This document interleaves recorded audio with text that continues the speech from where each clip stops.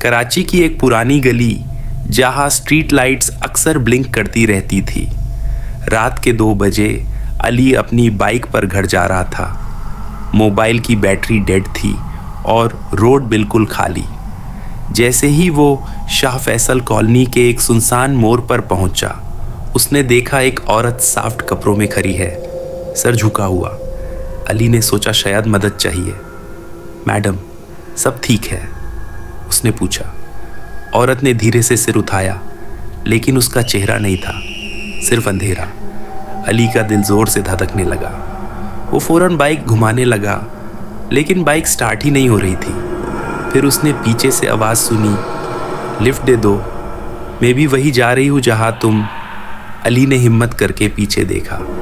औरत अब उसकी बाइक के बिल्कुल पीछे बैठी थी। अगले दिन सुबह उस गली में लोगों को एक बाइक मिली। इंजन अभी भी चल रहा था, लेकिन अली कभी नहीं मिला। और कहते हैं रात के 2 बजे वो औरत अब भी लिफ्ट मांगती है।